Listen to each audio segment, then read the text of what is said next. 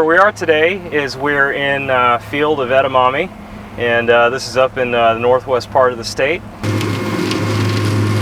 It's a summertime crop, so we plant in the spring and we harvest in the summer. So right now is September, and we're kind of right in the middle of the peak of the harvest. Edamame is simply soybeans that are still young and green, and we harvest them when they're still in their vegetable state.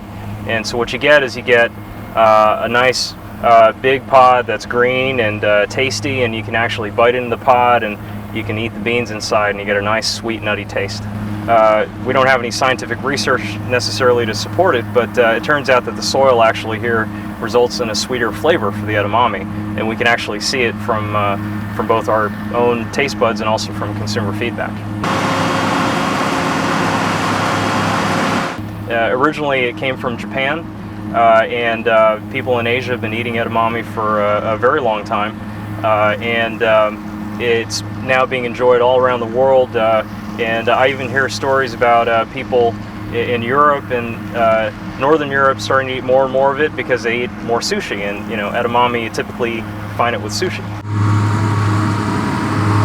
How did edamame come to the state of Arkansas? Well, my family's been in the food business for about 30 years, and we've been in edamame for at least 10 years, and we kind of always thought, well, wouldn't it be interesting if we could actually make the edamame here in the US? Because what's interesting is that edamame, most of it's actually imported, and the US is the biggest soybean producer in the world, and so we thought, well, hey, why couldn't we do it here?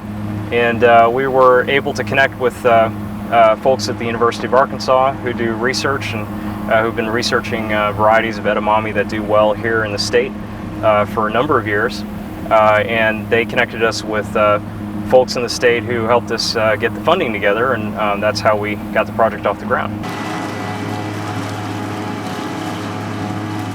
What's really interesting about edamame is that it's a zero waste crop, because what we do is after we harvest the crop, we generate a lot of silage. Those are the hulls and the stems and the leaves that come out of the plant, and we actually supply them to farmers who then use them as feed. And so it really truly is good for the environment in that way. And also edamame is a very high protein, plant-based protein source, and for folks who like to eat their protein and want to maybe perhaps reduce their meat intake, it's a great alternative for that too as well. I actually went to worked on Wall Street for a number of years, and but my family's been in the food business for 30 years, and so I've kind of always had my heart in the food business. And so I'm here full circle, and I'm really happy to be here in the state of Arkansas, and I'm really glad for all the support that we've gotten here, and really looking forward to a great future.